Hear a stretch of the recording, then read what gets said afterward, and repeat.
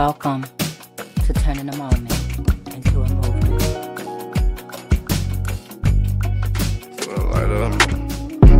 This little light of mine, I'm gon' let it shine. I'm gon' let it shine.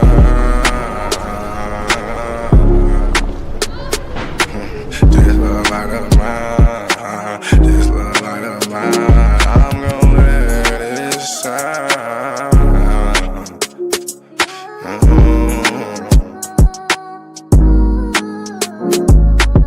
This little light of mine, I'm gon' let it shine. I'm gon' let it shine.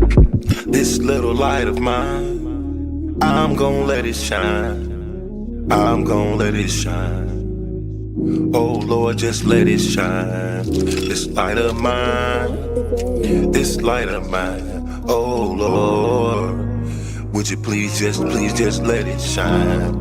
Take the drama out of my life. Oh Lord, every night the pain ain't right. I wake up at night, I never sleep. 26, 10, and 7, that's just me. Every day I need a little seed. I need a little fresh air, man, I need to breathe. All I know is trauma, all I know is tickets. All I know is no visit, all I know is a mission to get straight up out of prison. Lord have mercy for it. Lord have mercy on my people. Preacher Mary Washington and all my real. Lord have mercy with my people. I pray to God, we really need you. When I was down bad, when things weren't going right, every time I prayed at night, I put my hands up in my face. I said, Lord have mercy, little light of mine. Lord God, please let it shine. It's the drama that I live in my life. I swear to God, I was a bad guy every night. 10 toes down, salute. Everybody suffering, everybody who trying to make a way. Everybody looking for the sky, everybody looking for that piece of pie. In a law library, I know what that feel like. Hoping that somebody get active and involved in your situation. Man, pop your collar and pray. Cause Lord have mercy on my soul. And they make bad guy father get out soon. And the rest of those brothers who be mobbing to child each morning. Oh man, I ain't going to this afternoon. Man, I'ma miss dinner today. I got a couple of noodles. You know what that feel like? Yeah, you know what it is. And if you a victim of a wrongful conviction, suffered and served by Ken Worthy, then I know that you know what that pain feel like. And your mama know what that pain feel like. Your father know what that pain feel like. With that light, let that little shine. Let that light shine, a little light of mine. Bad guy, doughboy weak, all these great people in this great world of ours. 10 toes down, salute. I appreciate you, bad guy. I appreciate you, weak. I appreciate the tech. I appreciate everybody in the studio. We gonna pop off that LV, ooh-wee, cause that's what they be liking to see. But I hope you hear the missing when you see me fresh. Salute.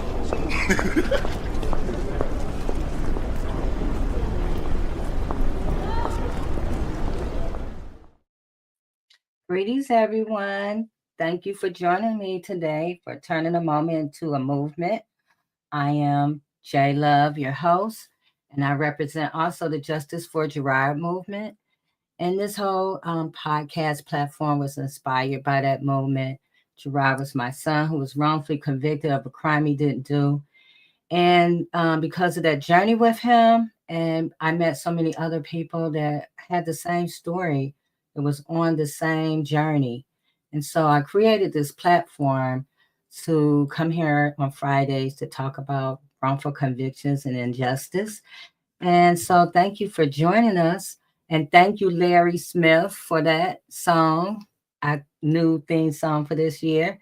Our mission is to bring awareness to all that are impacted from being wrongly convicted, over sentenced, mentally ill, medically frail in our community, to inspire, organize, and educate all communities about the needs to disrupt systems, policies, and patterns of the criminal legal system that leads to wrongful convictions. So thank you again for joining us and all that's watching on Facebook, Instagram, YouTube, and those who might listen to us later on podcast platforms. We appreciate you. So we're going to get down with it. I'm so excited about tonight and this conversation. But before we get started, I'm going to bring on the panel. Hey, Rabatia. How you doing tonight? How are you? I'm wonderful. I am excited to be here and I am, just basking in the possibilities, Jay. With everything that's going on right now, there's still a lot of possibilities that we need to tap into and the possibility of connecting with one another in like-mindedness, in peace, and in Mm-hmm. love and compassion for others and in joy. Um, how are you connecting? So I am the founder of the Choice Zone. I'm also a minister. Um, I am co-chair for Michigan Coalition for Human Rights, and I stand with Jay Love with turning a moment into a movement, and I stand with Trisha Duckworth with Survivor Speaks, and many other platforms where justice is the main thing today. Mm-hmm. That is an important matter. And it's not so much fighting, but get in where you can. Get Mm-hmm. in with your expertise and make a difference, even if it's just lifting somebody else up, Yeah, reminding somebody else that they're important. And so, yeah, Jay, I'm so excited about our guest today and our conversation. So, me no too. further ado here. Yes. So let's bring on our next panelist, Leslie. Hey. Good evening. So good to be here with you ladies. So I'm the new kid on the block. I'm just just getting into the turning a moment into a movement, but I was already a fan. I already watched it when I could. And um, so so I have spent a lot of years in the political, socio-political, because to me, all politics are local and they're all social and cultural. So for a long time, the sense of belonging wasn't there. So it was like I would help here and there, but it always felt like I didn't have my own area. And so as a family spokesperson for our family ancestor who was killed in the line of duty trying to help people to vote in 1940 Tennessee. That gave me kind of like, okay, I belong here just as much as everyone else. And so I had a dream, and there was like somebody is like, you got to teach the people. And I could hear him talking to folks, and I kept looking around to see who he was talking to. Who was this person that was coming to teach? And I looked down and I saw my own feet in the sand. And that was in 2022. And so that's when I expanded my mission for marketing and social media to really hone in on helping us to get to justice with um, democracy and voting as tools to get to justice and to build community, not like end goal. So beyond the voting booth. And I'm also the mother of an artist who um, he's also has some connection with the mental health community and just beautiful person, but got caught up and he is I don't know what the criteria for wrongful conviction, but he shouldn't be there. And so he is an inmate at MDOC. So, in the process of getting the help I needed for my son, um, I was put on the path of J Love and reconnected with Trisha. I've known for about 20 years. And so, just learning so much. And I would say that the more that I learn, the more I realize that it's just slavery by another name. So, Yeah. Yeah, you're right, Leslie. It is definitely it's slavery by another name. But thank you, Leslie. I'm so glad that you are a part of our crew. And so, speaking of Trisha, she won't be here tonight. she had an event that she had already pre-planned, so we're gonna miss her. But I am excited about our guest tonight because when I began on this journey, I started looking for everybody who had something to do with criminal justice reform or uh, advocacy, or talking about wrongful convictions. And I saw, I guess, online, and some of the things that he was doing. So immediately, I tapped into him, on social media, and started following him and his journey, and then, and eventually I tapped into Nicholas Buckingham, who's going to be here next week. And that's how I connected with Trisha. Like all of these pieces, coming together. And so I'm really happy that he is joining us tonight. I looked at his bio. First of all, me and Ravitia, we was able to view his documentary last year, and it was amazing. And I got a little snippet of what he has on line. But Dr. Yusef Shakur is a Detroit native, um, renowned for his transformative journey from gang leadership to becoming a prominent author, educator, and community organizer. When he in his youth, he co-founded the Zone 8 gang at 13, which all of this is in the documentary. Um, due to he was expelled from the Detroit public schools due to his involvement.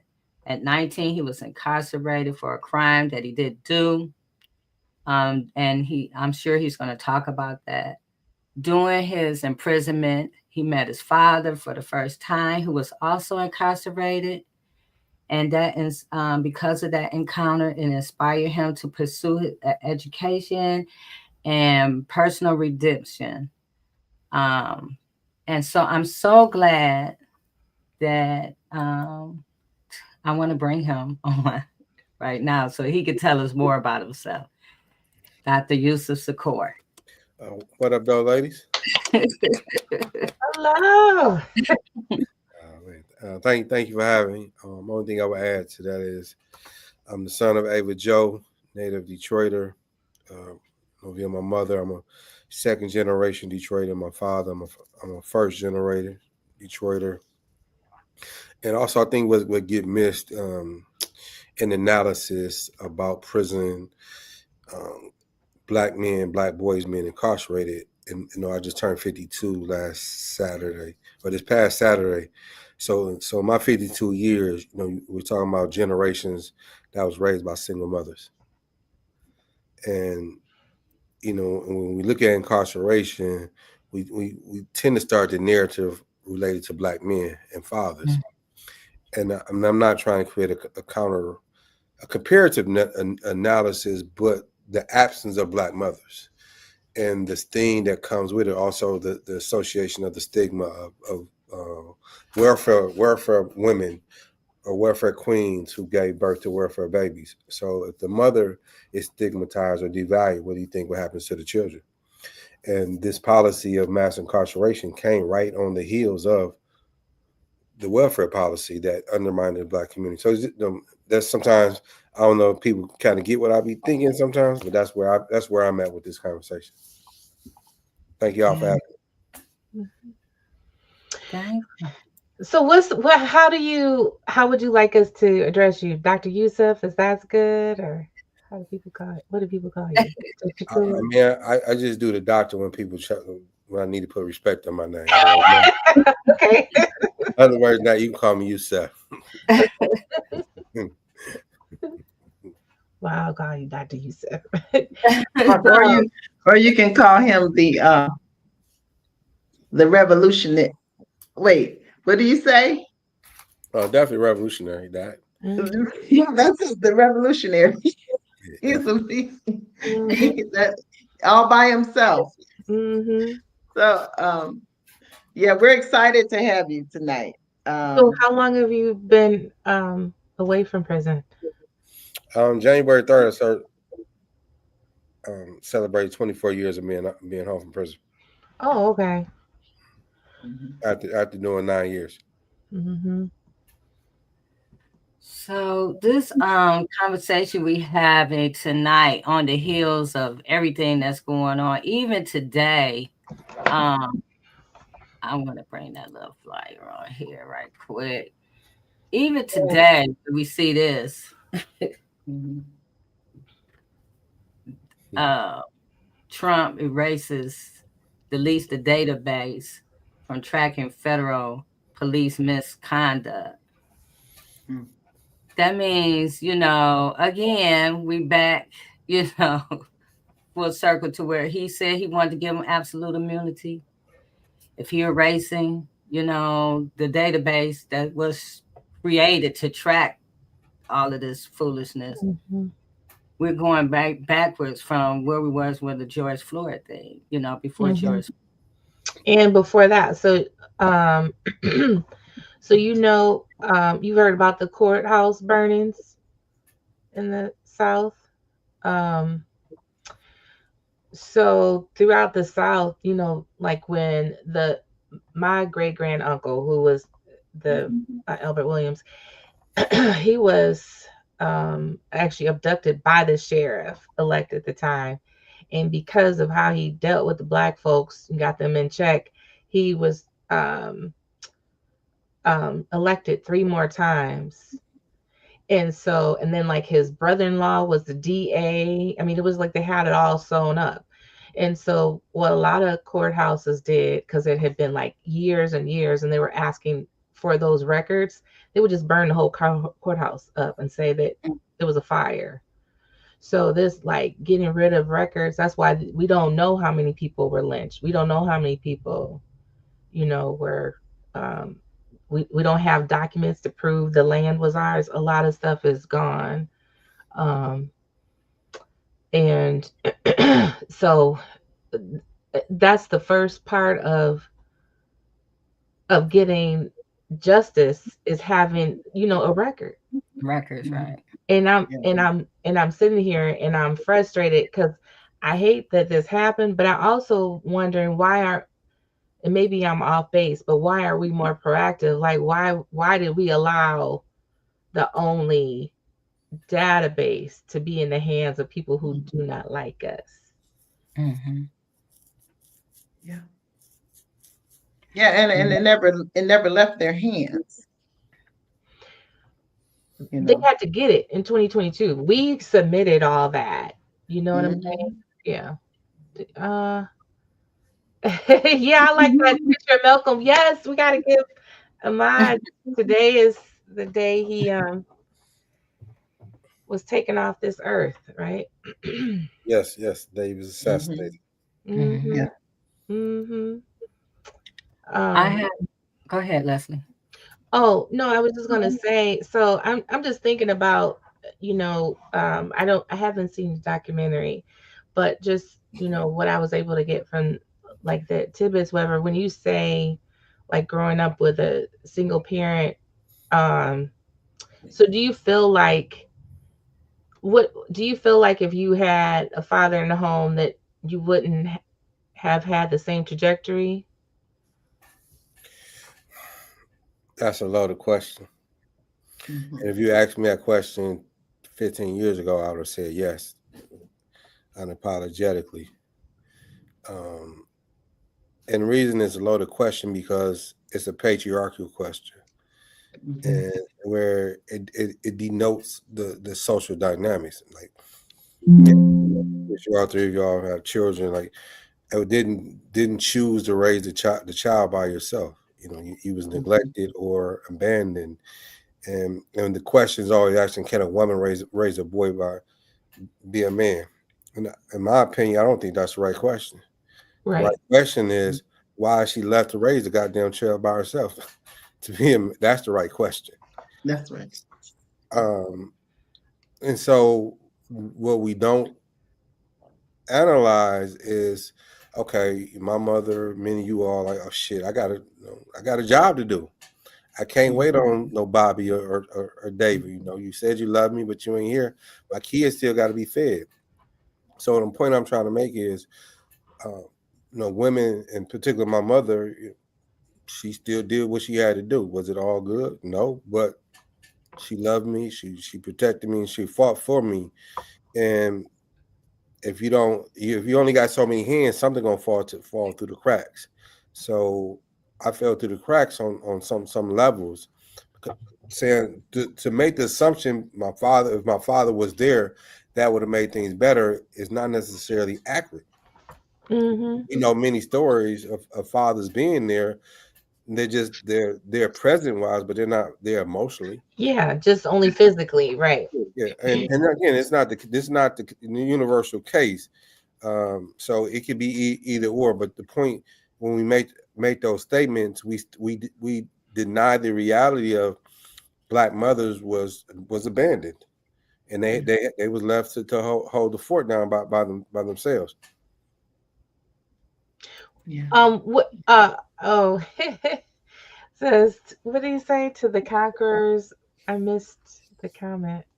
What? Oh, To the conquerors goes the spoils, right? They get to give the narrative.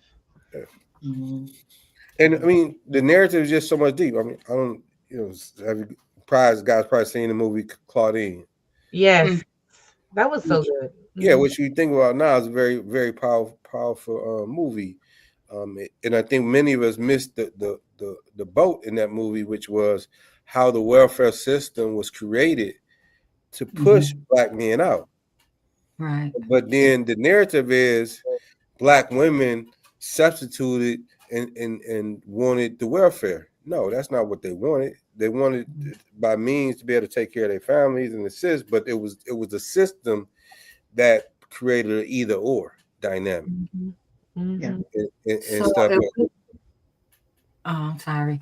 So if we No, talk yeah. about, how these systems are created, or how we're in this space even today, the system that was created kind of made it that way. Fast forward to today, how people are reacting to, DEI, for instance. A lot of people think like it was always like this.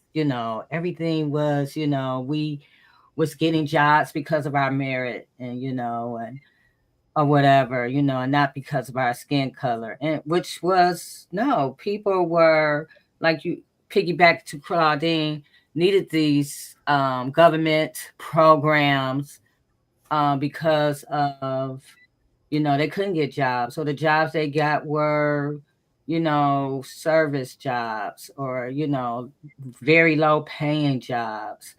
And so this was kind of, the supplement that. And so it created a division in the family because of all this stuff. Hmm. And so, but it also created um, it opened the door again for mass incarceration Hmm. because if the father is not there or the father is being put out or the father is the kind of the target, where does that energy go? Where does that lead to? So You know, I want to just kind of chime in a bit because I think I want us to understand that Black people were already criminalized.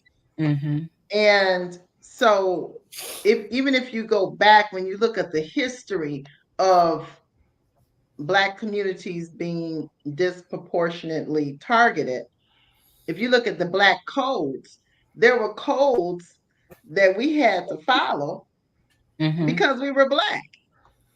yeah, For instance, I remember and still have to train myself still today. There are a couple of things that I still struggle with. I'm doing better, but I struggle with sometimes, and that is congregating together. When they saw Black boys on the corner, still today, my grandmother would always say, "Don't go in the front. You all stay in the back." You could not, and and I see why. She didn't want the boys in front of the house or on the corner or in front of somebody else's house in a group. If you're going to have a group, you got to be in the backyard. And it was not because they were doing anything wrong, but because they were Black, and the police would target those boys. And I'm sure Dr. Shakur has a lot to say about being targeted as a young man. Oh, mhm. I just want to back. I just had something I also want to add, and you can. I just want to make sure I don't forget about the welfare system. It's. I think it's important to. Well, a few things. I just want to make sure that we highlight is one is it was not created for Black women. Right. Welfare was not created for Black women. It was created, out of the depression, all that for white women. And then and they still are the biggest recipients of that. Mm-hmm. And so that's one thing I wanted to make sure we remember. And then also that this whole sort of like twisting and turning and kind of having white folks being in the Black family has a long history, whether it was breeding farms, whatever. And then later, if you think about Fannie Lou Hamer, the activist in 60s, 70s, she was the 20th child, right? Because they were sharecroppers and her mama got $50 every time a child was born. So that kept her in with a bun in the oven. And you can't have the kind of that Black love that we like. We can't have that if we got 20 kids to feed. And so those are, I mean, it's just been like a long pull. And I just, by the time we got to, Claudine, a lot had already disintegrated. And I also want to uplift that Diane Carroll, which I love about her, is that she was not the original person to play Claudine, because she was Julia, she was all the fancy girls, and her friend was supposed to play the role, but she had cancer, and she asked her to play the role because she was like, it needs to have the dignity. And so people were like, you mess up your career if you play this ghetto princess or whatever. And she did it anyways. And you see now it's like a cult classic. Mm-hmm. And so anyways, I just wanted to, those were the things that I wanted to make sure that that we're not the welfare chicks. We're, they're forcing that narrative. It's projected onto us. Erica Alexander said, we're the only people that can't have our culture come from the inside out. We got everybody trying to put on what is Black, what is your culture, what is Mm-hmm.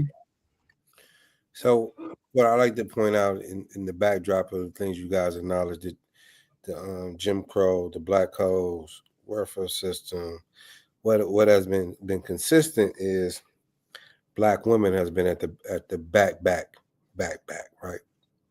Yeah.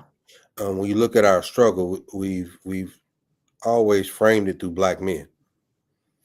Mm-hmm. And so, Black men had the right to vote before Black women had the right to vote.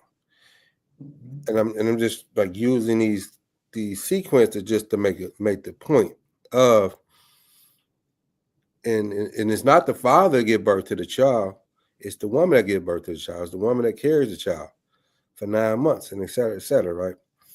And you just, Lisa talked about Fannie Lou Hamer being the 20th child and that whole dynamic. Yeah.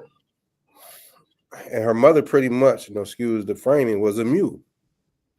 You just giving out, the dad is pumping them in there, right? And the psychosis is not valuing the mother.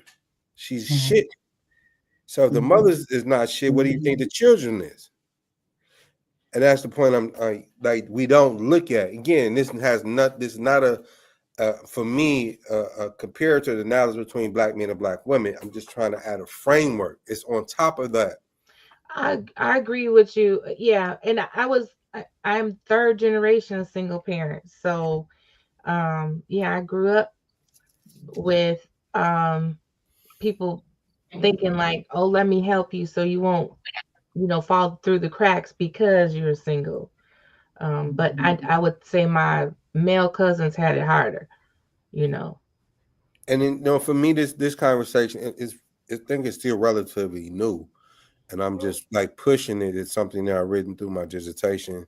It's something I'm currently writing in my new book. It's, some letters to my mother. I think it fills a gap. Like in my narrative, like when I came home from prison, like all of us become a story, and we find a way to tell our story. And for me, and my story was like, grew up hard, grew up with a single mother. When my mother would discipline me, it would be after she had been drinking. I go to prison, I meet my father. There, I changed my life as a result of meeting him. And as I'm telling the story, it's bothersome to me, but I don't know why it's bothersome to me. How people are reacting, because they're, oh, your dad is wonderful. He's great, man. Wow, it's so amazing. And not realizing my mother is the villain in the story, the way it's being told. Like, my mother beat my ass because I needed my ass whooping. And she, as a single mother, y'all know, sometimes you tired and let me just go get the belt, bro. I mean, that's gonna get it. And I'm just like, and now coming out of that, like I was wrestling with how to tell that narrative. So like now it's like, my mother's prayers was answered by, when I went to prison, meet my father. It's just that little thing, to the point of putting them both on the same playing field. But then the reality of my life, 90% of my life has been shaped by my mother. Mm-hmm. I mean, again, it takes nothing from my father. And then actually my father helped me make this point. So when I lost my mother 30 days after my father lost his mother, while my father's still in prison. And I felt his pain, I felt his hurt, and me losing my mother, he felt my pain and my hurt, and we shared that together. And he said some things to me in the way like, you I'm nothing compared to your mother in terms, and this me paraphrasing what he's saying of that relationship, because my father growing up, I don't remember him ever buying me a pair of shoes. I don't remember him, cooking me a meal. Not saying he wouldn't or he would have, but the reality, he didn't. He done other things, and this doesn't make my mother greater by any means. It just speaks to the reality of the circumstances, and out of that, there's a bond. And again, when you grow up single as a child of a single parent, there's a bond that grows out of that struggle that we don't understand what that bond is. There's a protection there. Like I was very protective of my mother as a little boy, not trying to be the man, but just I saw the rolling eyes. I heard the little shh. Man, she, the stigma that becomes associated with women, Yes, who have multiple kids by different men, as if it's their fault. mm-hmm. And this is what society, and this is what larger society has created, this narrative that Black men buy into, and even Black women buy into. Mm-hmm. Yeah, I remember. Oh, my son had got mad at me about something, and he told his dad, I'm coming to live with you, and this and that." And he said, "Well, don't disrespect your mom, because she gonna do stuff I ain't gonna do."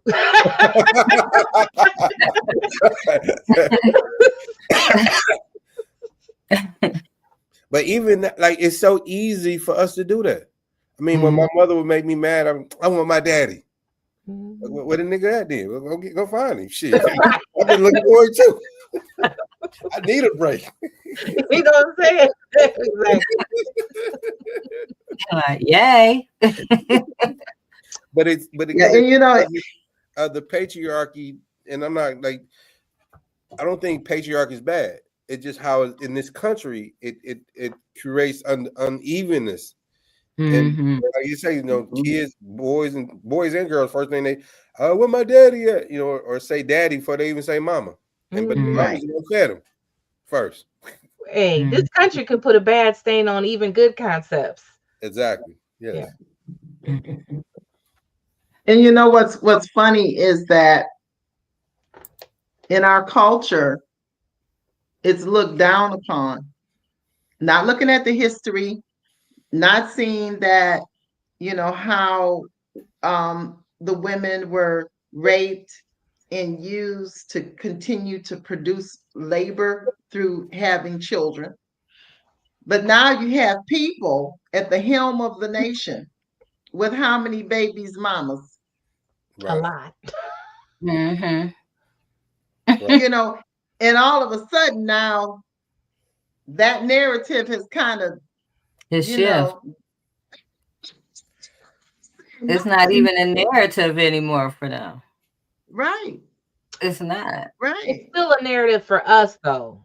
Right. People like that have a lot of money feel like, those are rules for everybody else. It's like the reason why HR don't have a lot of pink slips within HR. They never fire themselves.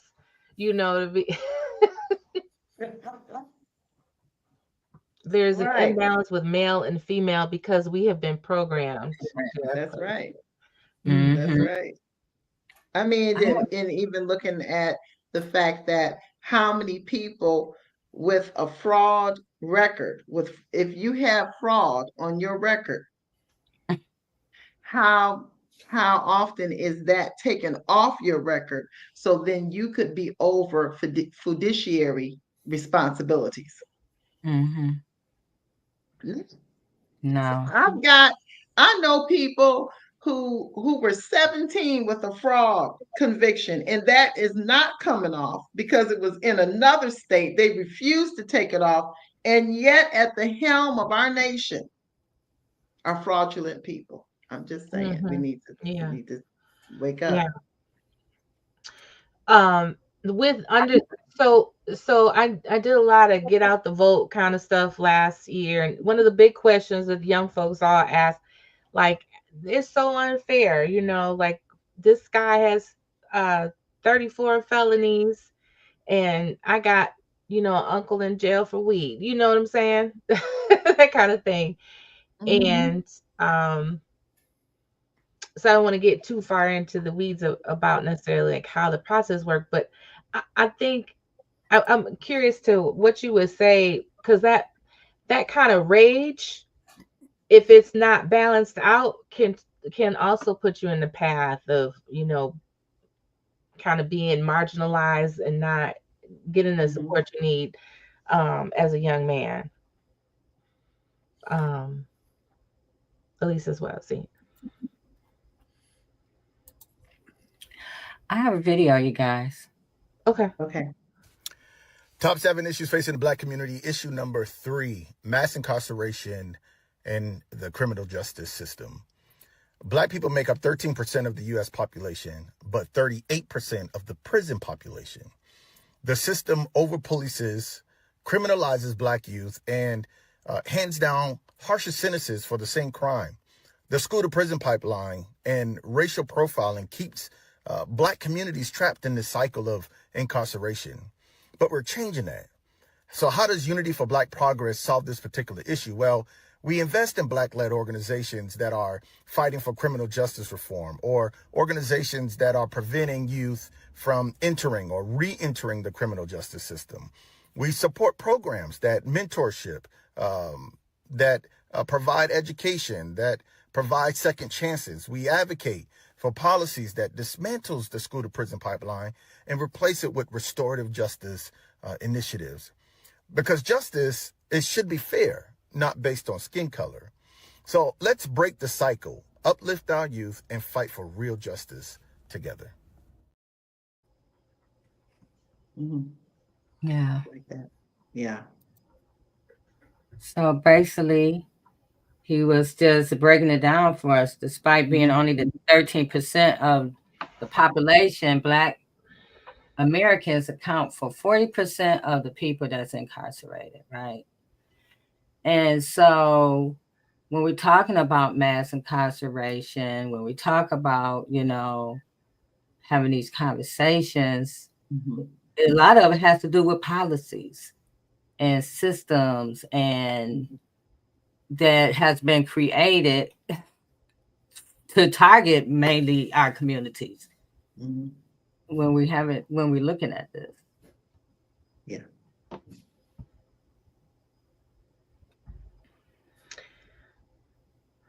Go ahead, Exactly. Revertia. Um, Dr. Yusuf, I was just wanting you to share a little bit about your history. Mm-hmm. That, you know, Jay said a little bit, but there's fire that allows you, pushes you forward all the time to act and to present things in the community that are helping to really revive the community. Mm-hmm. Well, before I go there, like, so listen to the TikTok video you just shared, Jay. Like for me personally, I call it like a half analysis. And what I mean by half analysis, there's some half truths in there, and then some Mhm. misconceptions in there, and like it still didn't get to the front end or the back end of it. The back end of it is we're using this nonprofit language like mentoring. Like what is actually mentoring? Like, it sounds good, but it is we need people to be in our communities on a regular like this. This is what we do. Yeah. No, we showing up. We're filling in the gaps. Again, going back to the like we're not describing kids being raised by single mothers as a deficit because they're raised by single mothers. They're doing the best that they can. So how do we fill in that gap? But also, is there a critical analysis around? I mean, a lot of these guys still coming in. They sleeping with the mothers, or Mhm. the money that you're charging money that they can't even fucking afford for your fucking mentorship. I mean, it's these are the stuff that ain't being talked about. This is Mhm. also is the Mhm. school to prison pipeline is a real thing. I believe it is. But before there's a school to prison pipeline, there's a poverty to prison pipeline that trumps that, right? And so to Reverend Tia's question about me, like these things come out of my personal lived experience that I've analyzed, and it's really relatable to all of us. But do we have the right framework? So, being raised by my mother and my grandfather, in the city of Detroit, by the age 13, I co-founded a gang. By the age 13, I'm kicked out of all public schools. By the age 15, that same single mother made me a ward of the state. Not because she believed in the system, not because she wanted me locked up, because that was her only choice. I mean, you guys know, as a mother, to live with the nightmare, like my son may get killed, my son may get locked up. Like no mother wants that to happen on their watch. And It might shoot up the place. Yeah. yeah, yeah, all of that, right? Mhm. And I only can imagine, how the nights that she wrestled with, what do I do, and how did she even come to that conclusion, and the shame that she had to wrestle with and overcome to even make that decision. And and it didn't solve anything directly, but it was a small eye opener. And going to prison and meeting my father, like just because I met my father, that didn't help me change. It was very fortunate enough, like he had the wisdom to not just kind of come on this male or overly man shit. Like, I'm your daddy. How dare you follow me to prison? And I told you, nigga, what? Nigga, who is you? You ain't been. I mean, like that would have been my response. I mean, just instinctively. Mm-hmm. You don't get the fuck out of my face with this shit. Exactly. But he came. He was a friend. He was a brother. He was Mm-hmm. confidant. Like he was. Because I reached out to him. Like I was like, I ain't got nothing to lose. And Mm-hmm. and, and the letters, because yeah, in my ignorance, it never dawned on me when I wrote the letter that the agony, the pain, the disappointment, the shame that he probably would feel to when he's seen, like, damn, my son, like, because I'm literally he's at IMAX. I'm right across the dirt road at MTU. We're both in Ionia, but just at different prisons. And but it just showed you how ignorant I was. And but when he wrote me back, my ignorance didn't allow me to comprehend the letters, but what I did comprehend was the love, Mhm. the warmth, the protection, the things, like, he'd been in prison 7 years before I had been in there. So he's seen things I hadn't seen, probably been a part of stuff Mhm. I hadn't.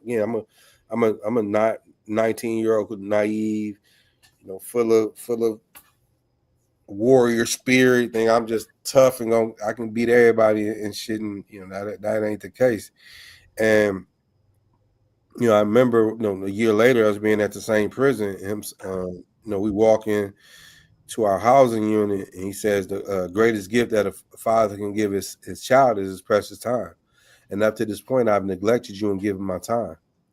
But knowing, from this point on, I would do everything in my power to give you my time. So I mean, him stepping up and taking responsibility, recognizing his failure. I mean, all those little things, played a crucial role in stepping over. And then the last time we was together, and it was like 2 days, a day and a half, we in the same prison once again. And him looking at me and saying that they can keep the and he's crying, tears. I mean, and this is a dark skinned, beautiful black man, chiseled, like he can lift the whole damn weight pit. And I mean, just other men are fearful of him and respect him, like. But here he is crying, like they can keep the lion caged, but the cub must go free. When the cub goes free, part of the lion goes with him. So these 24 years I've been home. You've seen my father in me. You hear his in my voice and the things that I do. And prior to me losing my mother 3 years ago, I was able to do something that most men don't get a chance to do, which is make their mothers proud. Who take their mothers to hell. And that ride, there's 21 years being home where she didn't have to worry about when I was out was somebody gonna shoot me. When the phone rang, she didn't worry about was that the police saying, "Come, I need you to come down here and see, identify this body," because I transformed my life, and that was the greatest gift that I can give my mother, because she had given me the greatest gift, which is life. Beautiful. Beautiful. So I feel like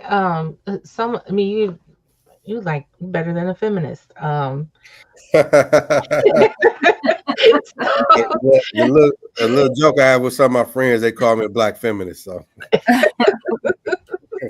yeah, so you can look back and kind of Monday quarterback a little bit, but can you give us a little bit of like how you went through this journey of where you are now from where you were? Because that's a big leap from gang leader to black feminist. Well, I'm a new African revolutionary nationalist that has a black feminist thought perspective. And again, I think if I'm honest with myself, I've always been a feminist, so to speak, because again, I was raised by my mother, and I've always protected her or wanted to protect her, and not in this manly way, but just when my mother hurt, I hurt it. When she was happy, I was happy, and so as a child, you don't want to see your mother hurt, right? So and you wish you big enough to fight all her, be her protector and things of that nature. But it's been a journey, and that journey, like transformation, like we hear the word transformation, but we don't necessarily get deep into it. And to get deep into it, it's a constant thing. So the greatest gift my father had given me was books, the importance of books. So again, getting to your point, Leslie, about being a feminist, I'm 19. I read a book. I'm reading this book called Black Women in White America. And when I finished reading that book, I cried myself to sleep. And the reason I cried because the stories in this book was just so profound. Like the enslaved Black women, and talking about how their babies were cut out their stomachs, how they chose to kill their babies because they rather have them dead than be enslaved, right? I had never read no shit like this, and not realizing there's no direct correlation, but I could the mother, the child, all of those struggles, it penetrated me. That was one thing. And I mean, obviously, I've always looked at the world through my mother's lens because my mother was always my protector. So again, when you talk about the feminist, like, so I think in honesty that always been there. And my mother. What nurtured that to bring it out? I mean, what nurture is the transformation. As a new African revolutionary nationalist, my commitment to so when I'm in prison, Africa, new African revolutionary nationalist. So when we say New African, pretty much we're saying that's our nationality. So we're African tribe in America. So all of us probably when we talk to our families, like, where you from? And we're like, I'm from Georgia. I'm from Alabama. So when we say New African, we recognize the South as our homeland. There for us, we can't identify one particular African tribe, and there was multiple African cultures, tribes that came to America, and they began to integrate. And out of that integration, forcibly, it created a nation.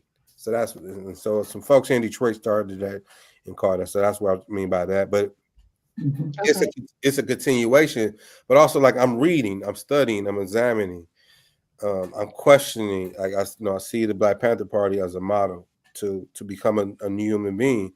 Of how, because being a gang member, at some point, I'm thinking I'm protecting my community, but I'm doing it through destructive ways, and it's a result of the knowledge that I have. So once I was able to flip that knowledge to new knowledge, and then on my journey, I'm like digging deeper into my what is the origin of my experience. The origin of my experience, like what I haven't also identified. My mother was 15 years old when she gave birth to me, so she's a teenage mother. And I mean, that's another phenomenon in itself. So, and my grandmother, like, shit, hey, you gotta have an abortion, and it made sense that that time probably, but my mama said, fuck no. I'm having this baby. Whatever comes is gonna come. And so, like, how can I not love my mother in that way? Like, shit, she loved me against her mama. I know, but it happens.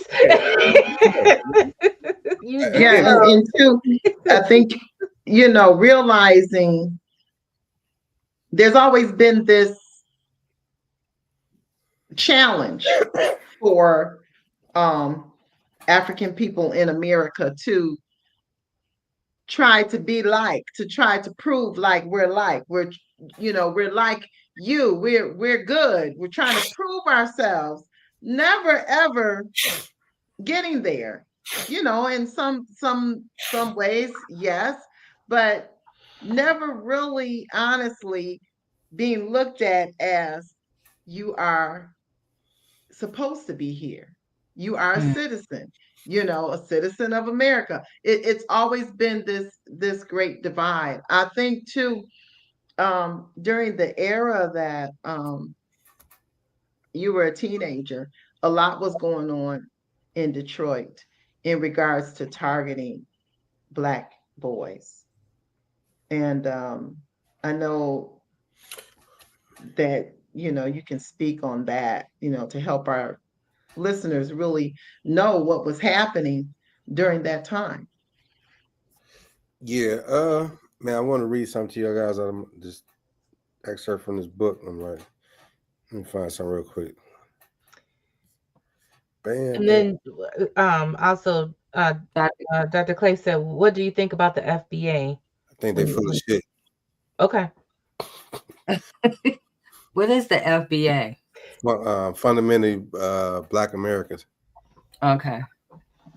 So I'm gonna start here. It says the streets molded undeveloped minds into streetaholics, obsessed with fast money, often at the expense of our humanity and moral values. Drawn by the lure of older street figures, we embraced a survivalist mentality where material gain became the only measure of success. Even as Black mothers fought relentlessly to protect their sons from the destructive forces, the streets often won, especially when resources were scarce. I was no exception.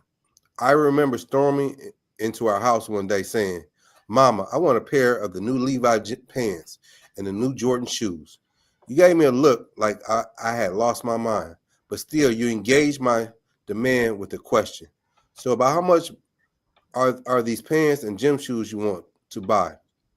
Thinking I won, I said, for both, it'll be a couple $100s. Your response was swift. Ain't no way in hell you think I'm about to spend a couple $100s on pants and shoes when that's a damn bill in this house. This was just one example of the battles Black single mothers faced as their sons was forced to adopt a warped version of manhood shaped by the patriarchal traits needed to survive in the third hoods. Mm-hmm. And still today. And still today. Yeah, when you say the material gain as the only measure for success, that was and still today. Mm-hmm. And still today. I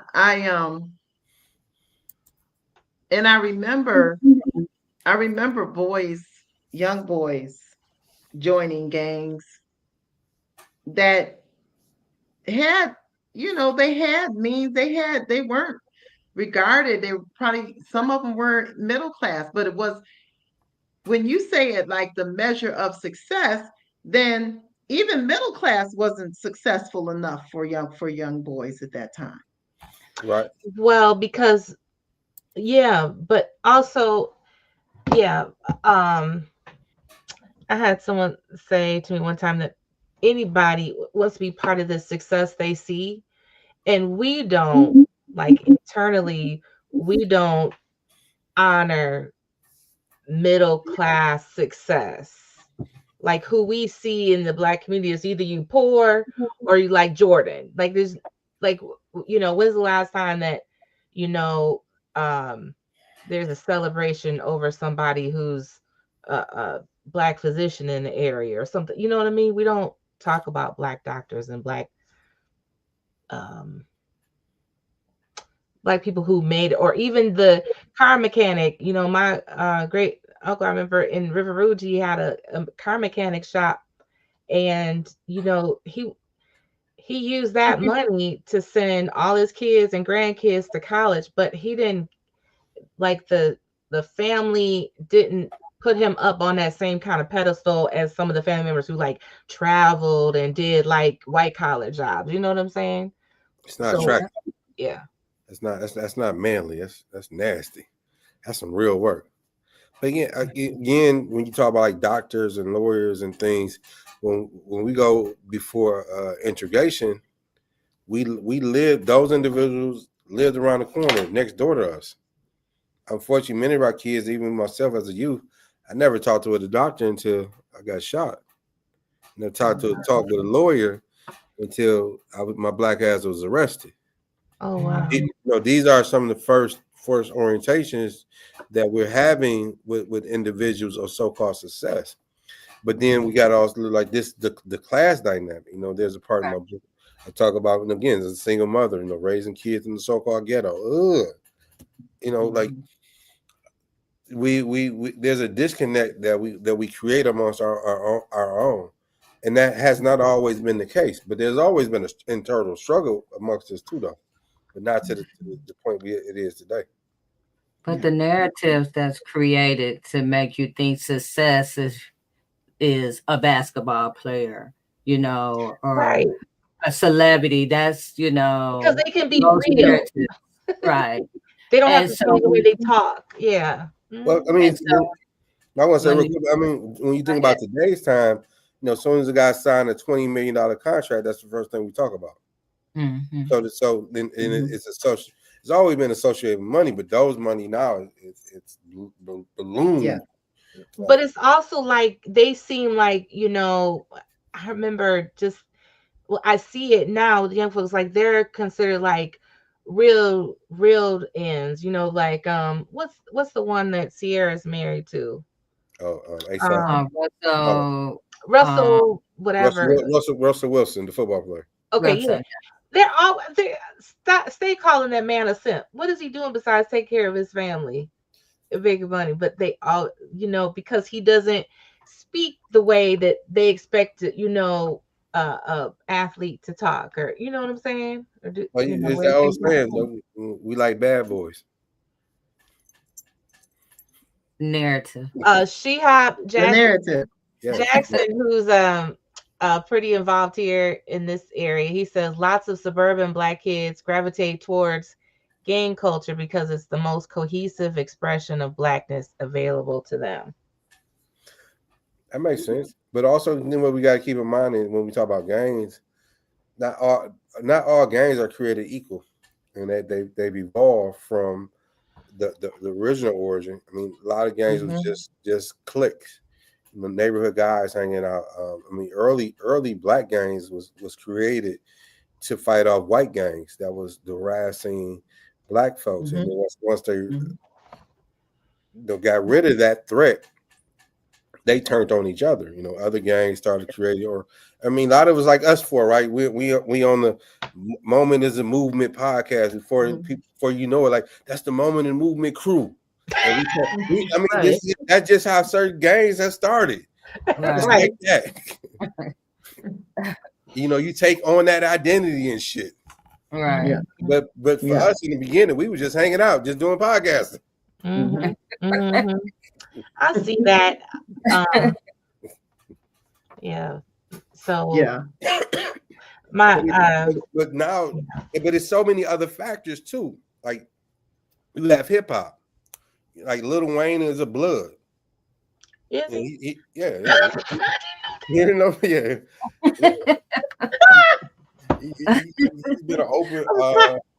openly then a self-identifies as blood all the way in New Orleans and stuff. But I use that point where through hip hop it's also become a vehicle. Like when we talk, like everybody was talking about the Kendrick Lamar dance or not or show halftime show. But how many? I mean, and some of us talked about Serena crip walking.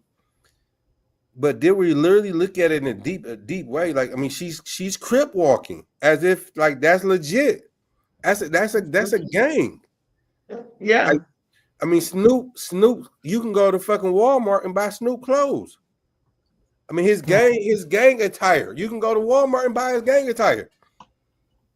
I mean, my point is it has been commercialized. Yes, I'm about to say they done monetize what they criminalize. They have figured out how to monetize it.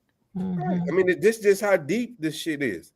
Right. And then we don't get excited about things in our culture until somebody else says it's good.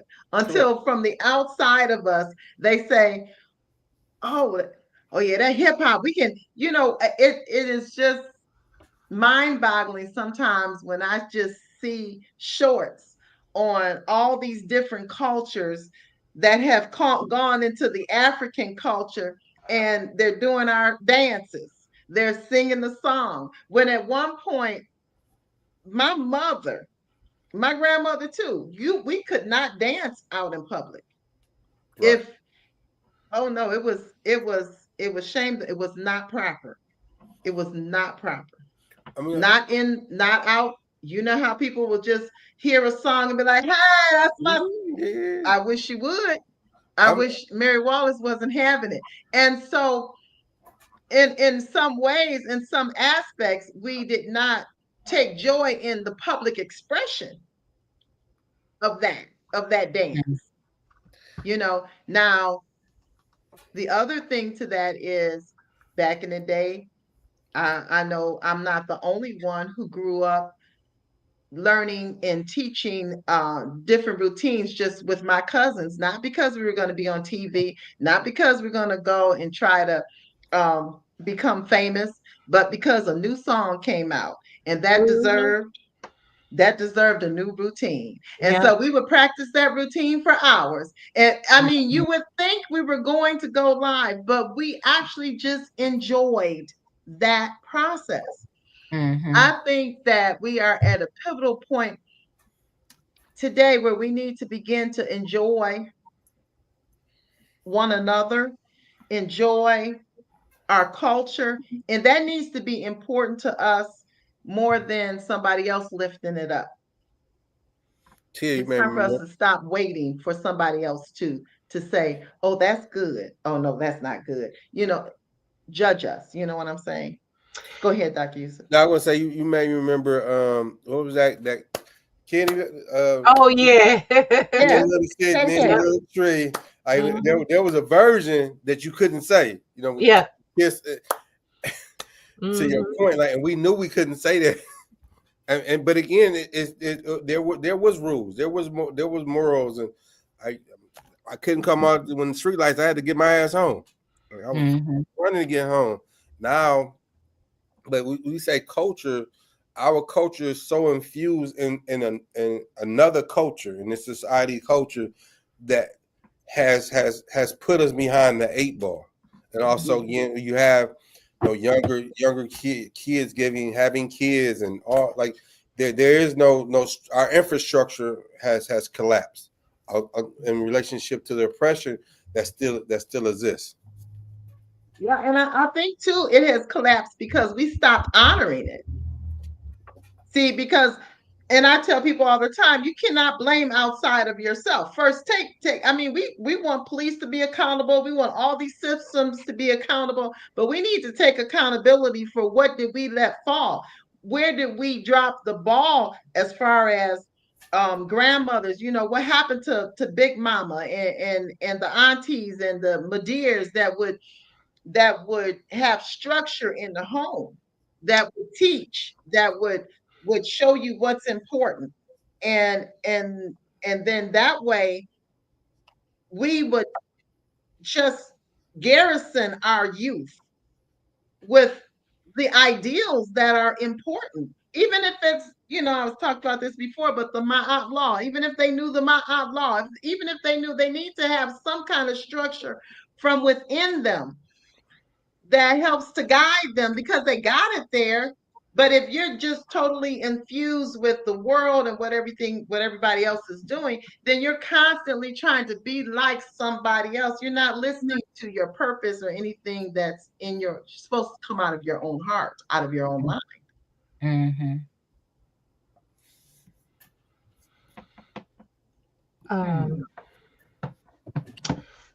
So I was going to ask too, Dr. Shakur, about the policing practices in the neighborhood during that time.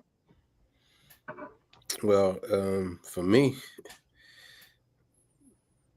I vividly remember me getting arrested and taken to the gang squad, and my mother come get me. The officer looked at my mother and said, I'm going to take pride in sending your son to prison. Mm. And that was like a prophecy. 2 years later, it came true. He was the leading officer that played a crucial role in my conviction. Mm-hmm. So that was a relationship between the police and those in our community. Examples like that. And during that time, Dr. Shakur, Dr. Yusef, it was a lot of targetedness going on in the Detroit Police Department. Hence, now, fast forward today, you see a lot of them being exonerated or coming home, or not being so exonerated. But during that period of time, they had the gang squads, and they really, like, I remember even growing, it was a big thing as a teenager, how they just would just be in the neighborhood all the time. Even when nobody was doing, they might get out, and play basketball or whatever, but they was always looking or targeting or on something, Mm-hmm. Yeah. Again, when you think about the poor communities, they over police. They we remember we've been talking about a narrative. The narrative is like this: the zoo.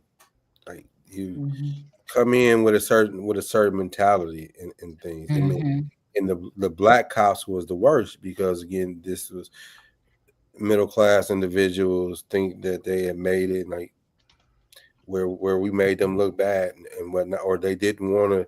We was a different type of black, so they figured they had to correct us and through incarceration.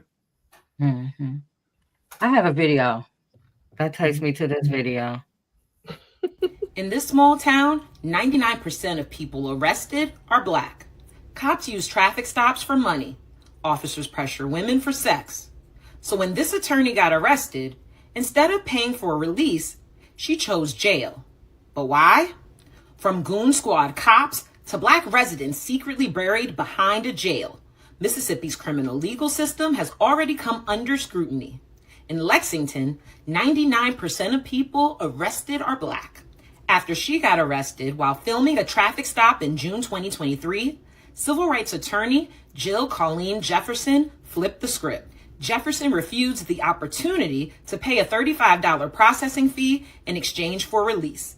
She already knew police falsified and destroyed evidence, gave out traffic tickets to maximize revenue, and disproportionately abused black women. She wanted to see for herself what her clients had experienced. While spending 2 nights in jail, Jefferson's cellmates told stories of officers coercing women into sex to avoid arrest. In court, a 30-year-old judge who wasn't even a member of the Mississippi Bar found her guilty, only to rescind the charges days later. Through her nonprofit, Jefferson compiled and reported years of injustices, from brutal beatings to people locked in hot police cars. And like the stories she heard while in jail, interviews and testimonies were crucial. By telling their stories and stacking evidence against the system, residents hoped to achieve justice for themselves and their community. Small cities like Lexington, Mississippi may not get much media attention, but Jefferson's hands-on approach reminds us how critical it is to forge community with criminalized black populations everywhere. Follow @PushBlackJustice for more critical stories and events about the U.S. criminal legal system. Wow. 99% of the people they arrest is black. Over policing the community is an understatement. Understatement.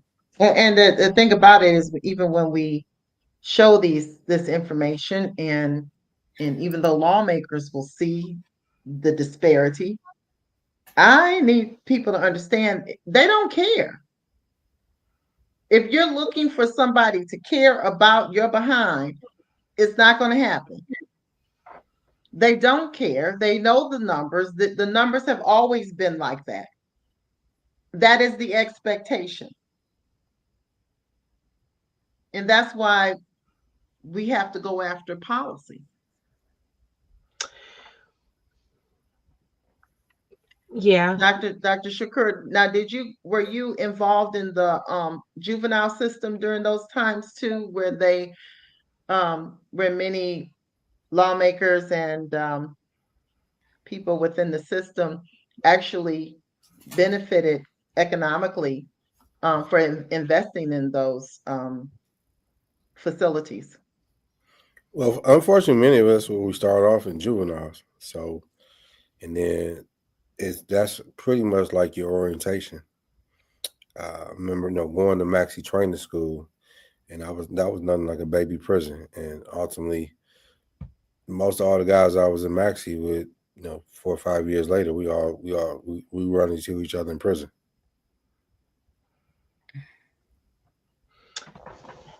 Wow. So that relationship, that cycle begins, because now you become a target, or they know, those people you're in the system. Yeah. Mm-hmm. Yeah, I mean, part of the target is just being stigmatized. Mm-hmm.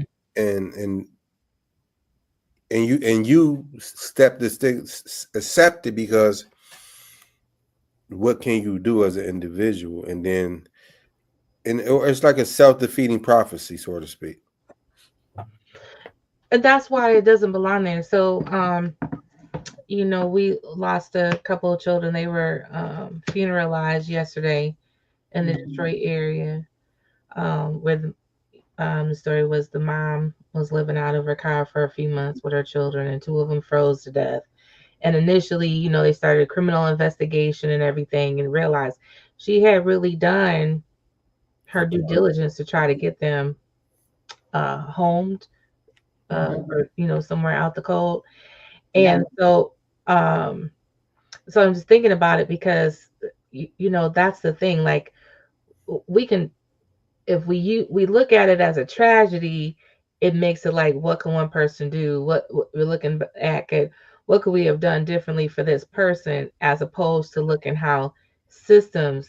I mean, it's not like there isn't money. Mm-hmm. The Housing or Homelessness Coalition in Detroit just received $2.5 million. Mm-hmm. You know what I'm saying? So it was just like there's a distance or a gap between the resources and the people that need the resources, you know? And so one of the things that comes up a lot during keep bringing it back election season and you talk about policy is um folks not getting involved, they don't care, whatever else. And part of that is because they're not talked to, they're not interacted with in meaningful ways because a lot of politicians feel like, oh, they don't vote anyways, or they're not involved anyways. But that's it's like it's a cycle. Whereas they've criminalized poverty, they criminalized homelessness, criminalized, all these things. And so I'm looking here at Alice. I love this rubric. It stands for asset limited, income constrained, and employed. And so if you have anybody, so that you can see there's a study of a Jewish ghetto in the 60s in Florida. So you don't know that many, you probably don't know that many poor Jewish people around here, but there is like a whole and the thing is they were cut off from, basic needs like transportation. There was no bus route, there was no health care, whatever. So they were stayed in poverty, stayed away from resources that were available in the next town over. And so the crime or the thing that we can change the narrative is the crime is in the policies, the crime is in the systems, the crime is in our elected officials. Instead of putting the crime on single mamas or mass incarcerated, you know what I'm saying? Like we can help change that narrative. Right. Yeah, well, and the other thing is with the Jewish population, where they were at one point in ghettos, and at one point we were in the ghettos with them. But then they had reparations. Then they had resources. Then they had backing. Then they had their political interest economically funded. Mm-hmm. And I'm glad you brought that up because these are the eventually these are the conversations. Not eventually, this is what we need to be talking about. How if we're going to make some change, we have to economically put our monies together on our interests. Yeah. And so, like Letitia James said, financial crimes are not victimless crimes. So when you have people coming and financially raping a community, like we've seen, I'm not going to use the actual names of these car corporations who come or paper mills and they set town and everybody moves there to get those jobs. And then they just decide to just up and move. And then everybody's there poor without water. Mm-hmm. Flint, we not, you know what I'm saying? Or West Willow. We still got homes of buildings here and and clean up in our water. I'm in Washtenaw County. I'm not even in Detroit. And we got all this and we don't, there's nobody to hold responsible. That's a crime. That should be seen as a crime. You just left all these people high and dry since the 90s. Right. But also, and piggyback what you was talking about the mother and that whole situation, I also got from that Wendy's, she went to all these places and she kept being rejected. And so that rejection kind of, I want to say it kind of programs you or whatever to not ask anymore because I've been asked and they keep saying no, and I've been calling and they can't let me in, or I don't want to take my kids to this place because it's real dirty and it's unsafe. And so we get all of this is a cycle, and it turns out into I'm sleeping in the garage at the casino now because these organizations that have this money that's supposedly, here to assist me are constantly telling me no, or there's constantly a lot of paperwork and a lot of extra stuff, and I still got to take the kids to school, and I still got to try to get to work and figure out how I'm going to do all of this to meet all of these needs, and then at the end of this tragedy happens, then we want to ask the question, well, why, well, she was constantly being telling, no, for Mhm. months. Yeah. On Wednesday, I was in a webinar, and a lady there started a community network, and apparently she had come to one of their in-person events, and she asked one of the guys there if they had any resources for housing, and he just said no. Wait a minute. She said they were in a dire straits, whatever, and he just said no. And she said, I wish he had come to me, because yeah, we don't physically do that here, but we got all sorts of resources that we could have, um, Yeah. So I know that I think one of the things that we need to say, and that is acknowledge that there have been things that have been diabolical in our community and have broken the community, as far as, and you can tell the community was broken because we don't know how to collectively go after policies and change and actions that will benefit us, you know. So I know, Dr. Shakur, can you give us some pointers on what are some things that we can do within our community to begin to build it back up from all of these diabolical attacks that have occurred mhm, in our communities? I think it starts with us really being able to show people that we give a damn. We give it beyond. I mean, like we give a fuck. Let me say it in the real way. Authentically give a fuck, and because people not dumb, they able to read between lines. You only here want me to sign because you know you gonna get a check or some shit like that. You really don't care because you're not here when the cameras ain't here and stuff. mhm, So and that's not the being able to give a fuck is not new. Like, when you think about what we've overcome as a result of that type of mentality, that type of behavior, and we got to get back to it. Like I have my own thing around voting, right? And people don't vote because like why does it just not change anything? And a no vote for me is just as it matters just much as a vote because it tells you it's not I don't care about the system per se. I don't care about the people that's running. I don't think they represent me. But we dismiss them again because of the stigma that they have.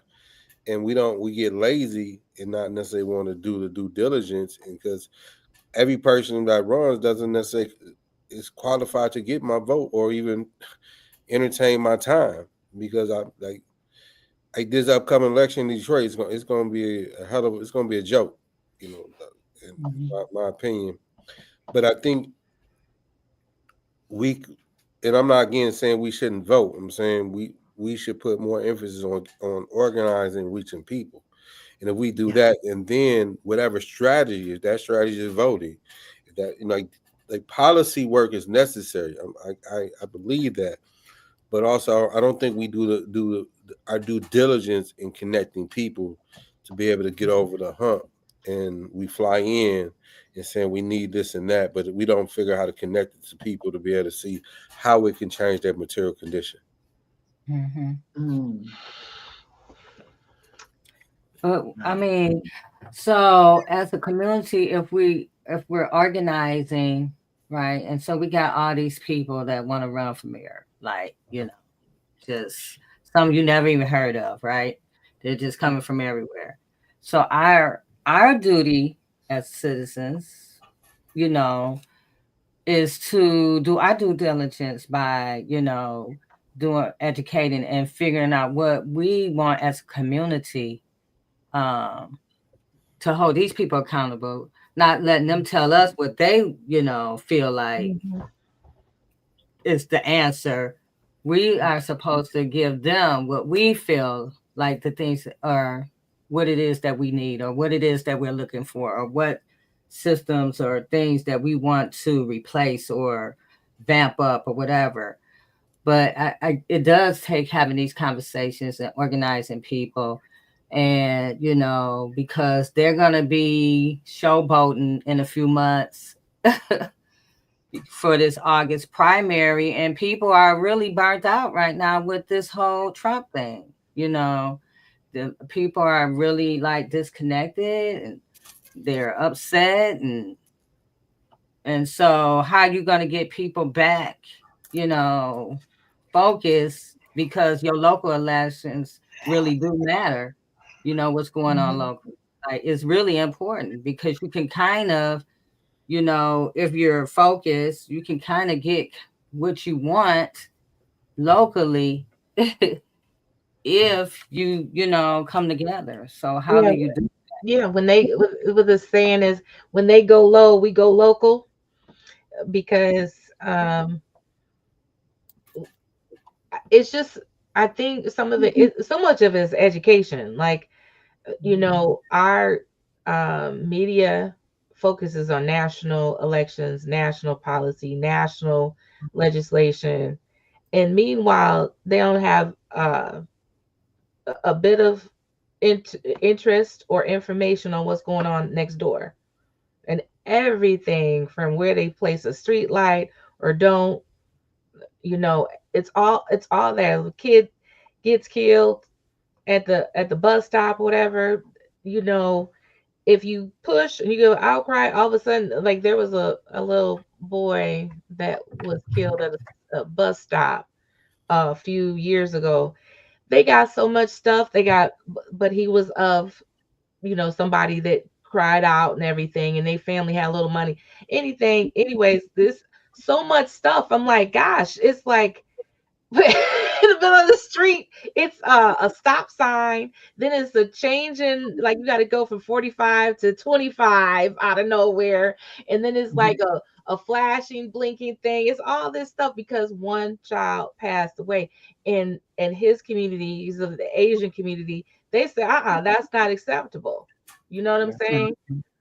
we have to Mhm. push we have to push, and whether it's somebody aligns with all of our values, whether it's somebody that, we would kick it with at a brunch or whatever, or somebody that don't talk us, don't look like us, they might be got sugar in their tank, whatever the case is, that you don't necessarily flow with. Do they listen to you? That's the first question to ask. Do they listen to us? You know what I'm saying? Yeah. Yeah. And I think what we're saying is it really still is up to us. And I like Yeah. how when you go to Mama Okua's, you can tell that is the message, Mhm. that we make the difference in our own community. Mm. Just in the community, just in the um, walking in the house and seeing the evidence of the importance of who we are. Um, is it's just everywhere. I remember pulling up, and I had my daughter meet me there because I had the grandbaby and I was making a change there. Um, and I felt so safe.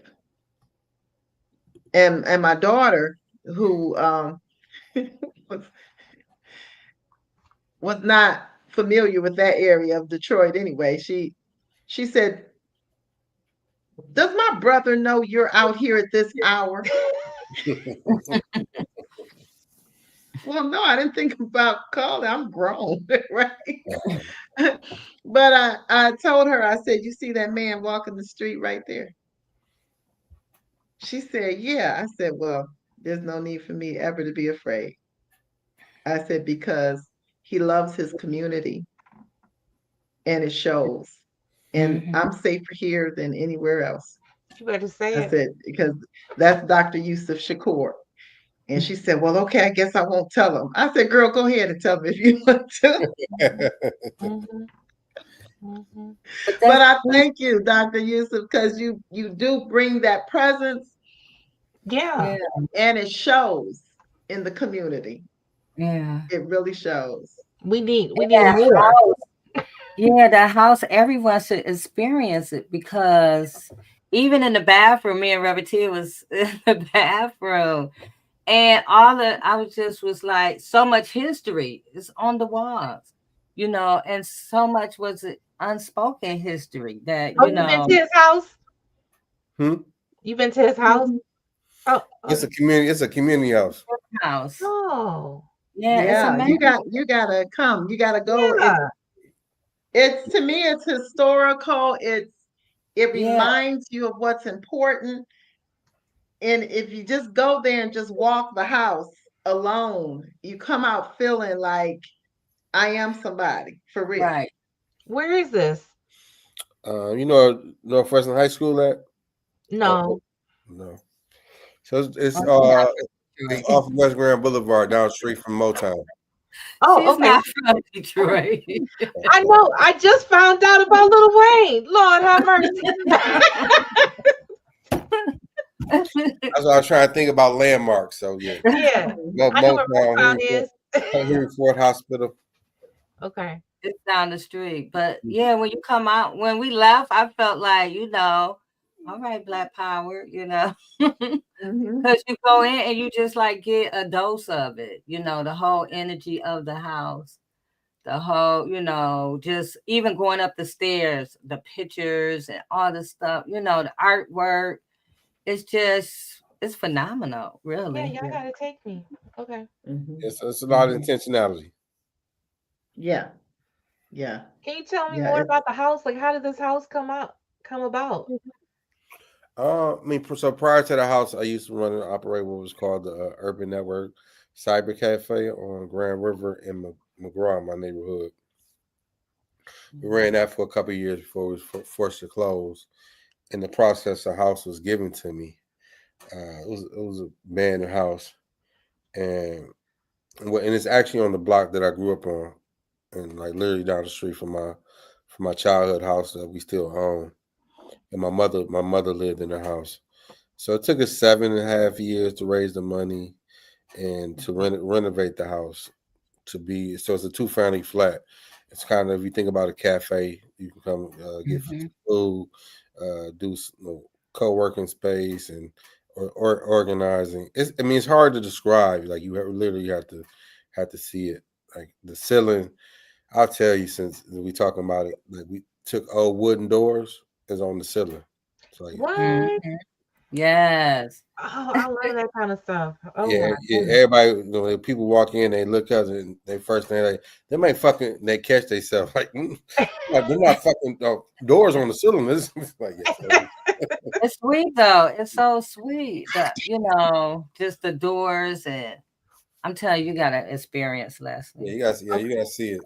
Yeah, you can't put it into words. You can say some things, but the experience is I can't put it into words. I just know Mhm. I feel at home. I feel like I belong here. And I believe that's what our community, our children need to feel like. Yes. I believe they need to feel like we belong here. This is where I'm supposed to be. Even the wallpaper was Right. intentional going up the staircase. And the person who did the artwork who was Mhm. in prison. Yeah, Oh wow. Yeah, I used to love going to the Prison Arts Project. They're big. This. PCAP. Mm-hmm. Mm-hmm. Yeah. So, Dr. Yusuf, the documentary, can you talk about that? I mean, like when I talked about my personal lived experience, so early is that in video format. Mhm. Prior to that, I've written a book, so just using these different formats to tell the narrative. And each vehicle format has a different emotional tie, a different way of telling the narrative, and the visual is some of a lot of like the people I've written about in the book, along with myself, now you see, and to be quite frankly honest, not everybody narrative is consistent in terms of like I can tell my own narrative, but then when the person on the street tell it or actually talk about it, will it be on the same par of telling? So, and it's also not about, even though it's in there, the gang banging, like those are small elements, but the transformation, like you feel that, you see that, like the things that we were talking about, like I don't like the word victim has a negative connotation to it, right? And the point I'm trying to make is in my victimhood, I found my manhood. In my mother's victimhood, she found her womanhood. Like I think that's what you get out of the film, particular, like, because that story is still being written, so to speak. Of, we know the story going to prison. A lot of, and I'm gonna say this here just because it's the truth, but not as a bragging, right? Like a lot of guys that we know now who are doing formerly incarcerated work, like these, myself and a few others created a path for these guys. I mean, like for me, like when I came out, there was no guy doing the type of work I was doing as a formerly incarcerated, because we didn't know what that looks like, and I didn't come home trying to do that work per se to create a path. That's just who I was. I was a passion that I had, but also the greatest gift that I can give my guys behind me was to create a new alternative for them, or making it the road much easier. So like when people talk to me like, man, you smart, I'm like, man, I'm all right. These guys in there more smart than me. You just, are they gonna get a chance when they get out? Yes. And that's what the video is showing. Like if you just believe in this, you give us an opportunity, this is what you can get. Yeah. Now, are you going to be showing it again soon? Yes, I'm actually. Thank you, man. I got to work on this weekend because I'm thinking about a weekend in May. I think right after Malcolm X's birthday, doing a redemption weekend, and where we're doing a premiere. Like over 3 days of showing the film. People can come out, buy tickets and stuff. So that's what I'm thinking about. And maybe we can have tickets to sell ahead of time. Yeah, that would be a great Mother's Day. Kind of marketing it with Mother's Day, because you do have such a generous view of mamahood. Feminist view. I want to play, the YouTube Okay. of the trailer of the movie, of the documentary. Just 1 second, you guys. Oh, that's not the right one. That's not it? No, that's another documentary, but not mine. That's the PBS. Yeah. Look up Redemption Road. Okay. Let me get that one out of here then. Redemption Road. Go ahead, Rabbit. We want to support what you're doing on all fronts. So I'm waiting for you to give me marching orders, and I'm setting it out to all the people, all the different. You want me to share it? I got it up already. Send it to you. Send it to us. Yeah. Okay. Cool. So we're excited about that, and I believe too. Of course I've seen it, but I want to see it again and again. And I think a lot of young men, a lot of older men who were there, who have that story, couldn't put it into the words how you prolifically did that. I think it's going to be It's healing. I witnessed people healing when we saw it, J Love and I'd love for many other men to be able to behold that and see that and feel that, and it is the movie itself is transforming. Thank you. I want to see it. Yeah, it is healing. Like just talking to you and to other people who've been formerly incarcerated is healing to me, because although my son is actually in there and dealing with, we moms, we dealing with it too. I think Know. Not only dealing with it, like in my book, I'm going to talk about you are incarcerated as well. Yeah. Yeah. Yeah. That's my firstborn. That's my baby. Yeah. Mm-hmm. I had a child. I named him Joseph. This young man grew up hard, not unlike some of your own children. Grew up on the lower northwest side of Detroit, Ferry Park, 14th, 12th, Linwood. Broken home. Mama young, daddy young. Grew up on the streets. The streets were his mentor. What was his father like? He didn't want to stand up and face his responsibilities as being a father. He terrorized people. He was terrible. When I turned to the left, I saw gangbangers.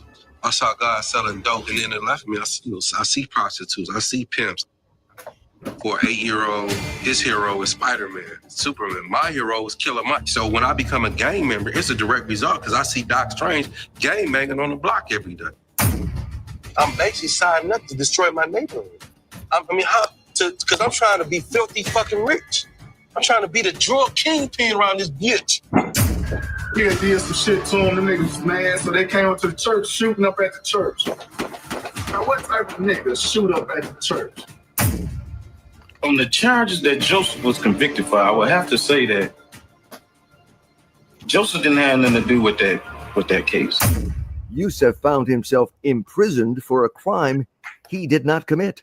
I'm fighting like every other week. I've been in the hole 7-8 times.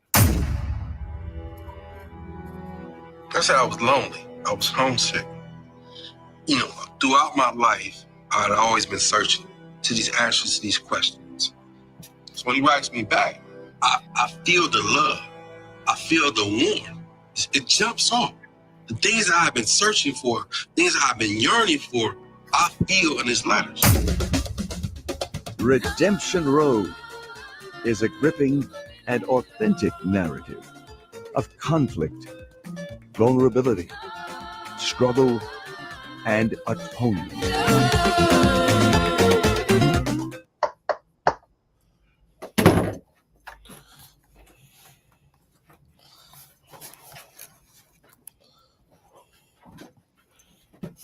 I'm coming back. Yeah, we're back.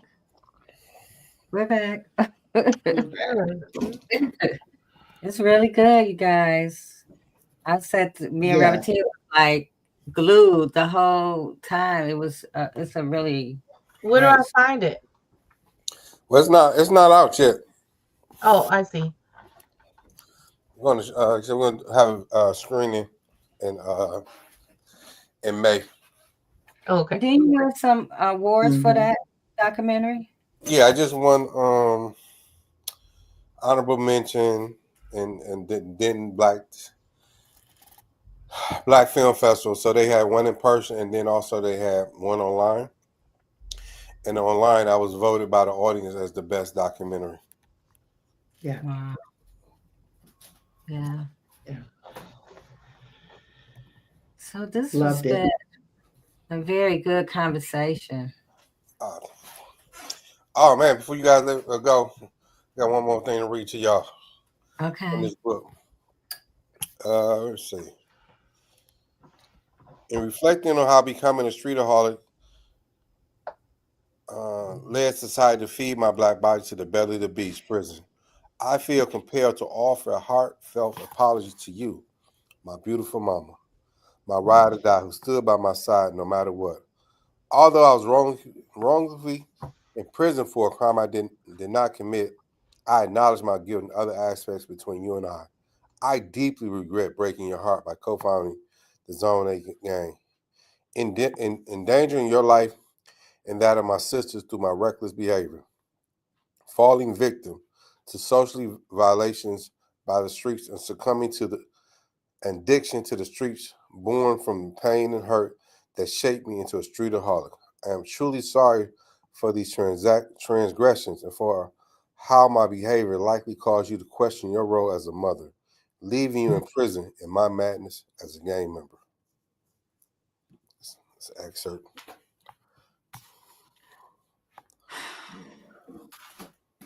That's wow. I Thank feel that. you. Thank you. Yes. Okay. You're welcome. Thank you, Dr. Yusef Shakur. I'm telling you, I felt that. I feel that. I just want to say I love your authenticity, and you have always been like that in the community. Really appreciate you, and looking forward to the next viewing and really sharing in the success of getting that out to as many people as possible. Well, thank you for reminding me, and thank you guys for having me. It's been a very fruitful conversation. Anytime y'all guys want me on, let me know. I'm there. Yeah, I'm so glad to meet you. You Yeah. as well. You as well. As a mother whose son was wrongly convicted, I just feel like you're amazing. Just, from all the things that you, from the beginning to the end, and who you are today. And so I appreciate you, and I thank you as well. Oh man, you guys gonna make me cry. Yes. Thank you, Dr. Yusuf. And Thank you so, guys. Hope you guys have a blessed rest tonight. Thank you. so you guys, that was just amazing. Yeah, it was. It was Yeah. amazing. Yeah, and you know what I like is that transformation. There was a Hebrew term, teshuva, which means to turn around. And when there is transformation, you turn around, you come to yourself, you come to know who you really are. And I just really love this conversation tonight because it shows the importance of us really taking steps to do that, individually and collectively. Yeah. You're right, Tia. And we don't want to leave tonight without talking about Crystal. Monday we were on the Michael Collier morning show, and we were on like the first 10-15 minutes. So if you want to go back and look at it, it's also on the Justice with our Facebook page, and you can watch it, or you can watch it on YouTube on Michael Collier. But we were talking about Crystal. As you guys know, Crystal is affected by the black mold inside of Huron Valley Prison, the only women's facility in the state of Michigan. And she's not the only person in there that's affected by the mold, but she's the worst. Probably one of the worst. And here, there's pictures. We have more pictures of her, more recent pictures of her with the mold in her ears that's just really has even spread it even more than this. So we just asking you guys to support us, to support Crystal. There's a link tree. I don't have the link on here, but it's Fighting for Crystal Clark. If you go to that link tree, you will, and I will make sure that I have it next week online. But if you got it, I'm coming. Okay. I'm coming. If you go to the link tree, you can pull up everything about Crystal's case, all the things that we've been doing to support her, and how you can also support her. We're trying to get her to a outside doctor because they're fighting hard against this. We had a conversation yesterday, right, Reverend Ted, about they're fighting hard against, taking accountability for the mold that's inside that prison. That's right. And because of that, they're giving Crystal a hard time. They're retaliating against her. They're, because she's speaking up for herself. She advocates hard for herself and for others. So we just ask you guys again to, support us with this journey with Crystal. If you want to reach out to Crystal, here's her information. Crystal Denise Clark. Her number is 435064. Women's Huron Valley Correctional Facility, 3201 Bemis Road, Ypsilanti, Michigan, 48197.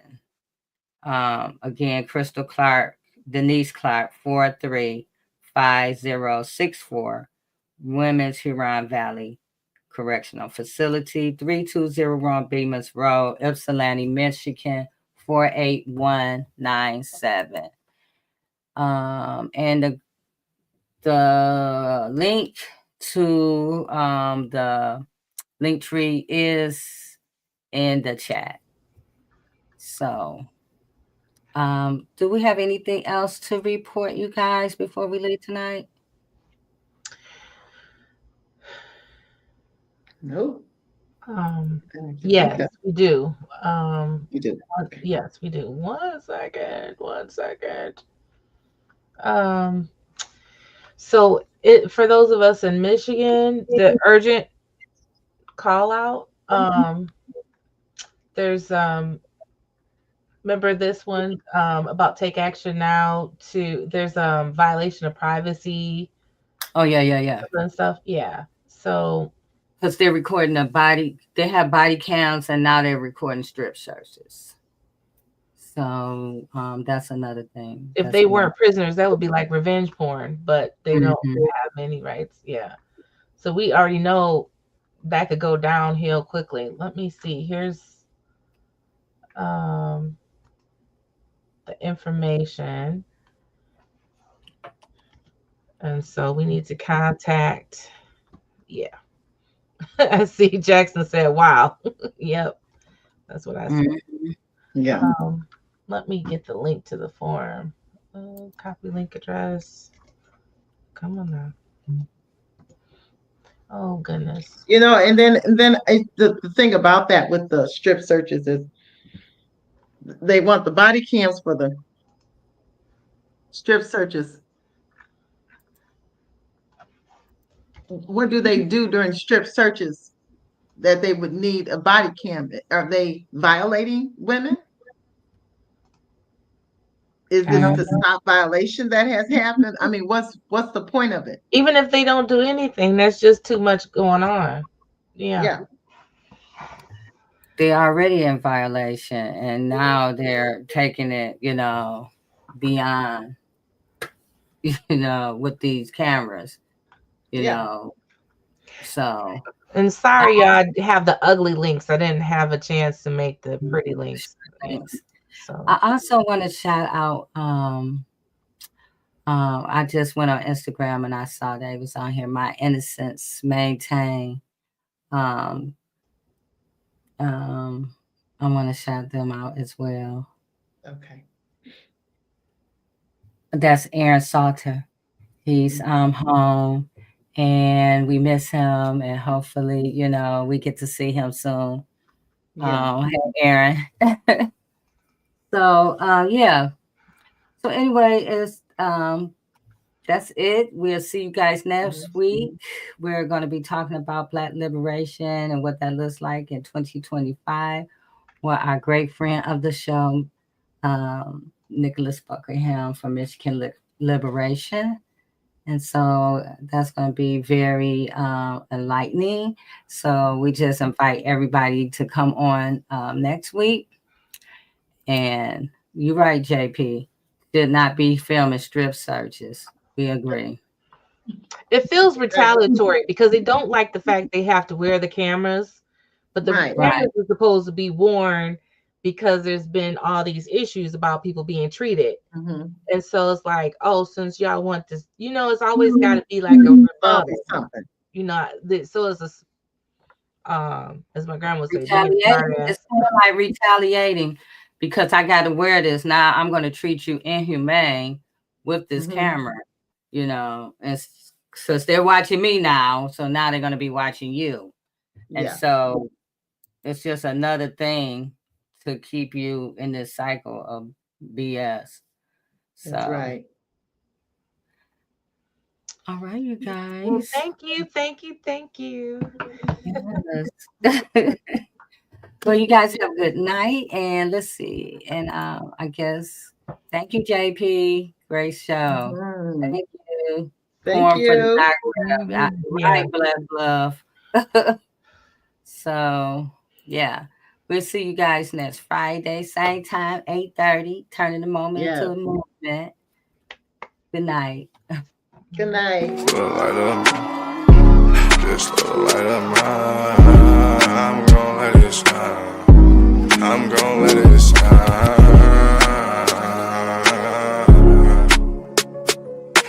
Just a light of mine. Just a light of mine. I'm gon' let it shine.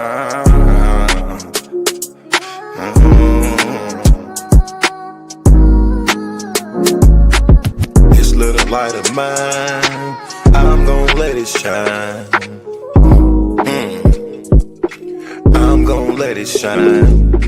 This little light of mine, I'm gon' let it shine. I'm gon' let it shine. Oh Lord, just let it shine. This light of mine, this light of mine. Oh Lord, would you please just let it shine. Take the drama out of my life. Oh Lord, every night the pain ain't right. I wake up at night, I never sleep. 26, 10, and 7, that's just me. Every day I need a little seed. I need a little fresh air, man, I need to breathe. All I know is trauma, all I know is tickets. All I know is no visit. All I know is a mission to get straight up out of prison. Lord have mercy for it. Lord have mercy on my people. Preacher Mary Washington and all my real. Lord have mercy with my people. I pray to God, we really need you. When I was down bad, when things weren't going right, every time I prayed at night, I put my hands up in my face. I said, Lord have mercy, little light of mine. Lord God, please let it shine. It's the drama that I live in my life. I swear to God, I was a bad guy every night. 10 toes down, salute. Everybody suffering, everybody who trying to make a way. Everybody looking for the sky, everybody looking for that piece of pie. In a law library, I know what that feel like. Hoping that somebody get active and involved in your situation. Man, pop your collar and pray. Cause Lord have mercy on my soul. And make bad guy father get out soon. And the rest of those brothers who be mobbing to child each morning. Oh man, I ain't going to this afternoon. Man, I'ma miss dinner today. I got a couple noodles. You know what that feel like? Yeah, you know what it is. And if you a victim of a wrongful conviction, suffered and served by Ken Worthy, then I know that you know what that pain feel like. And your mama know what that pain feel like. Your father know what that pain feel like. With that light, let that little shine. Let that light shine, a little light of mine. Bad guy, Doughboy Week, all these great people in this great world of ours. 10 toes down, salute. I appreciate you, bad guy. I appreciate you, Week. I appreciate the tech. I appreciate everybody in the studio. We gonna pop off that LV. Ooh-wee. Cause that's what they be liking to see. But I hope you hear the missing when you see me fresh. Salute.